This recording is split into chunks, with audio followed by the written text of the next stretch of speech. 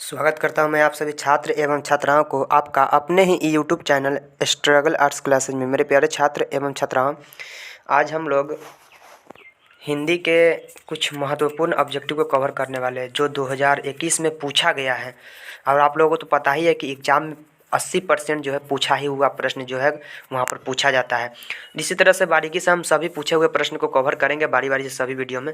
तो फिलहाल हम जो है इस वीडियो में 51 से लेकर के 100 तक कवर करने वाला है। अब आप बोलिएगा कि 1 से 50 तक क्या है, तो वो हम पिछले वीडियो में ही बता चुके हैं। अगर आप लोगों ने नहीं देखा है तो उस वीडियो को जा करके कवर कीजिए, इस वीडियो को डिस्क्रिप्शन में लिंक दिया हुआ है। चलिए हम लोग बिना टाइम को व्यतीत किए हुए आगे बढ़ते हैं। देखिए 51 नंबर जो प्रश्न दिया हुआ है, देश पर मर मिटने वाले लोग कौन पदबंध है। क्या बोल रहा है, देश पर मर मिटने वाले लोग कौन सा पदबंध है। तो इसका उत्तर हो जाएगा संज्ञा पदबंध।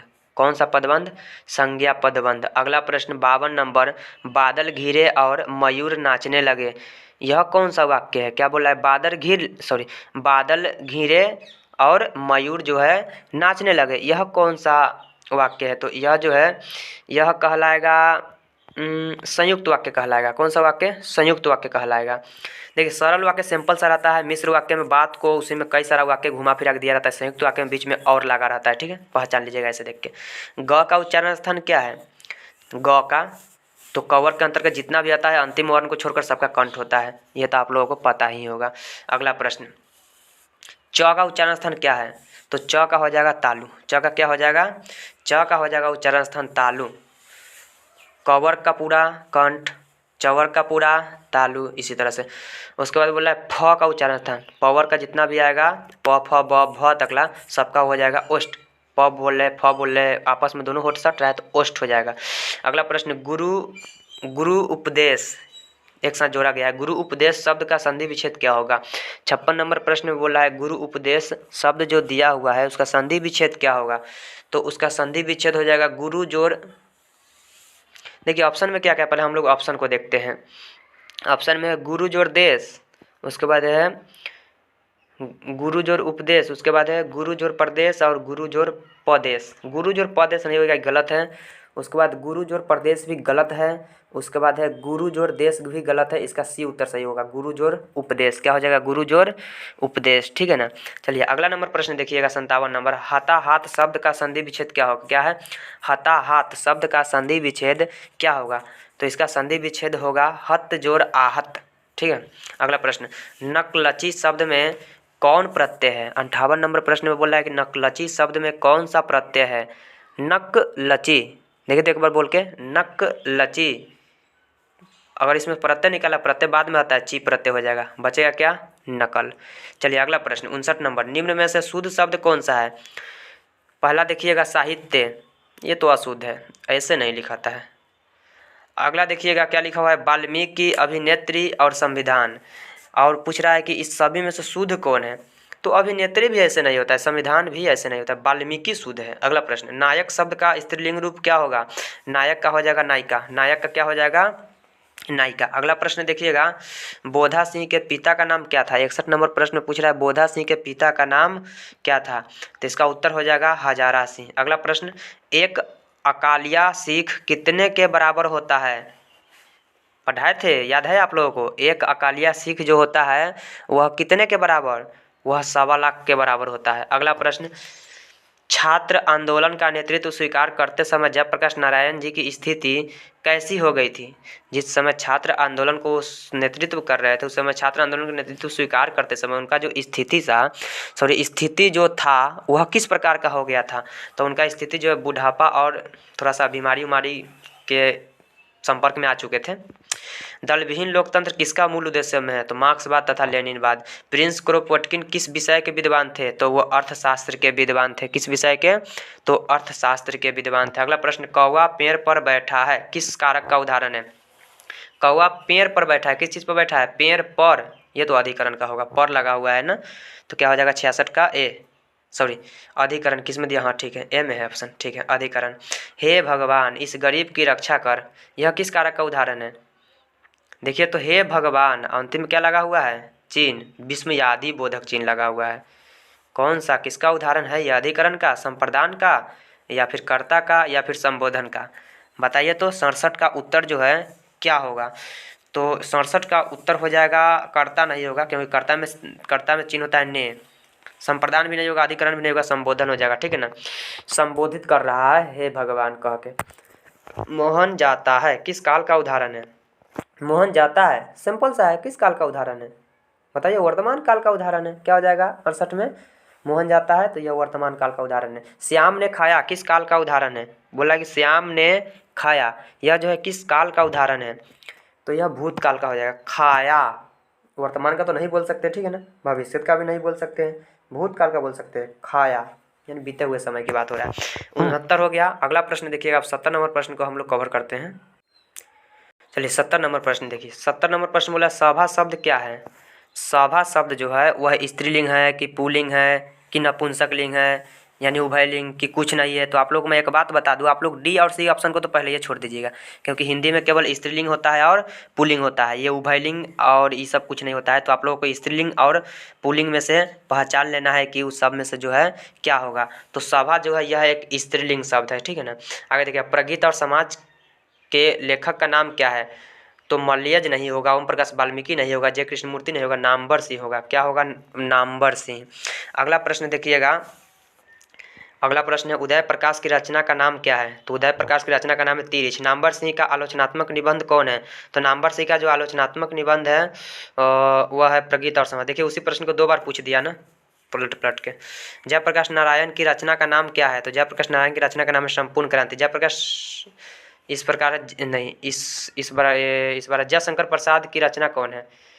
तो जयशंकर प्रसाद की रचना उषा नहीं, छप्पय नहीं होगा, गांव का घर भी नहीं होगा, इनका हो जाएगा जयशंकर प्रसाद का पूछ रहा है तुमुल कोलाहल कलह में। 75 नंबर प्रश्न का उत्तर क्या हो जाएगा, तुमुल कोलाहल कलह में।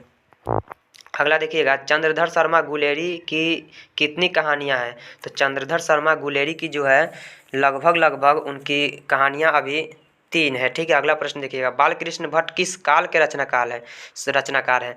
बालकृष्ण भट्ट जी जो है वह किस काल के रचनाकार है। काल पूछा जा रहा है, तो काल में युग तो नहीं पूछा जा रहा है, पूछा जा रहा है इसमें क्या, तो काल पूछा जा रहा है। इसमें भारतेंदु युग दर्शा दिया है, हालांकि इसको युग पूछना चाहिए, युग दिया है तो खैर कोई नहीं। भारतेंदु युग और किस काल के है, तो आधुनिक काल के है, ठीक है ना। आधुनिक काल तो ऑप्शन में नहीं है, तो भारतेंदु युग ही लगाइए। थोड़ा सा गलत हो गया यहाँ पर। बातचीत के जरिए भाप बन कर क्या बाहर निकल पड़ता है। क्या, तो मवाद या धुआं। आगे, उसने कहा था शीर्षक कहानी किस वर्ष लिखी गई। उसने कहा था यह जो कहानी किस वर्ष लिखी गई, तो 1915 ईस्वी में। 79 का उत्तर क्या आ जाएगा, 1915 ईस्वी में। अगला प्रश्न, लहना सिंह किस देश की ओर से युद्ध लड़ रहा था। तो लहना सिंह यह जो है किस देश की ओर से युद्ध लड़ रहा था, ये लड़ रहा था ऑप्शन में क्या क्या है, फ्रांस, रूस, अमेरिका, ये इंग्लैंड की तरफ से लड़ रहा था। हालांकि इस प्रश्न को थोड़ा सा हम डाउट में रखते हैं, हालांकि इंग्लैंड ही होना चाहिए, लेकिन इसको हम डाउट में रखते हैं थोड़ा सा। चलिए अगला प्रश्न देखिएगा, निम्न में से दलित आत्मकथा शीर्षक पाठ कौन है। किसमें बताया गया है, तो जूठन में ही बताया गया है। जूठन में ही बताया गया है दलित आत्मकथा। उसने कहा था शीर्षक कहानी में किस शहर का चित्रण है, तो आप लोगों को अच्छी तरह से पता है, अमृतसर शहर। कुरमाई का अर्थ क्या होता है। कुरमाई का अर्थ होता है मंगनी। क्या होता है, कुरमाई का अर्थ मंगनी होता है। अगला प्रश्न देखिएगा, लोकनायक किसे कहा गया है, तो जयप्रकाश नारायण को। नारी और नर एक ही द्रव्य की ढली 2 प्रतिमा है, किस रचनाकार की पंक्ति है, रामधारी सिंह दिनकर की। अगला प्रश्न देखिएगा, ओ सदानीरा शीर्षक पाठ का संबंध किस विद्या से है। ओ सदानीरा उपन्यास नहीं है, कहानी नहीं है, नाटक नहीं है, एक निबंध है। क्या है, 86 का उत्तर क्या हो जाएगा, निबंध। अगला प्रश्न देखिए, चौर कैसे ताल है। बोल रहा है 87 नंबर प्रश्न में कि चौर जो है वह कैसे ताल है, तो यह जो है उथले है, ठीक है ना। अगला प्रश्न देखिएगा, रामपुरवा कहाँ है, तो रामपुरवा भितिहरवा के पास। ये आप लोगों को हम पढ़ाए हुए हैं पहले ही, तो रामपुरवा हो जाएगा किसके पास, तो रामपुरवा है भितिहरवा के पास। अगला प्रश्न, गंडक नदी का जल सदियों से कैसा रहा है, तो चंचल रहा है, ठीक है ना। गंडक नदी का जल सदियों से चंचल रहा है। और चौर कैसे ताल है, तो उथले, याद रखिएगा, ठीक है ना। 89 को हुआ, 11 को और बचा 100 को कवर करने में। बस बने रहिए वीडियो के इन तक, वीडियो को छोड़कर जाइएगा मत। और वीडियो को तो लाइक कर ही दीजिएगा, चैनल पर नहीं हो चैनल को सब्सक्राइब कीजिएगा, अगले लोगों के पास भी शेयर कीजिएगा। वीडियो देखने के बाद प्यारा सा एक कमेंट कीजिएगा। चलिए देखिए 90 नंबर प्रश्न, सिपाही की माँ निम्नांकित में से कौन थी। तो सिपाही की माँ थी बिस्नी। जल शब्द क्या है?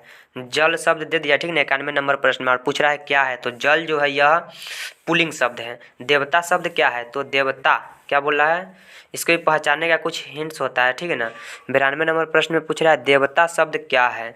देवता ये स्त्रीलिंग होगा, ठीक है ना। अंतिम में आकार लगा रहता है तो स्त्रीलिंग ही होता है, लेकिन अपवाद में कभी कभी न भी होता है, तो इसको हम पढ़ाएंगे विस्तार से। आगे देखिएगा, श्रद्धा शब्द का विलोम क्या होगा। श्रद्धा दे दिया है, ठीक है ना, 93 नंबर प्रश्न में, और श्रद्धा का विलोम पूछ रहा है, तो विलोम इसका हो जाएगा घृणा।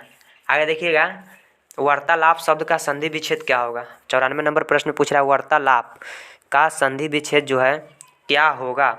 चलिए ऑप्शन देखते हैं पहले हम लोग। वातः जोड़ लाप, नहीं, वात जोड़ आलाप, नहीं, वार्ता जोड़ लाप, नहीं, वार्ता जोड़ आलाप, हाँ ये होगा। आगे देखिए, सद्वानी शब्द का संधि विच्छेद क्या होगा। सद्वानी क्या बोल रहा है 95 नंबर प्रश्न में, सद्वानी शब्द का संधि विच्छेद, तो इसका सत्य जोड़ वाणी नहीं होगा।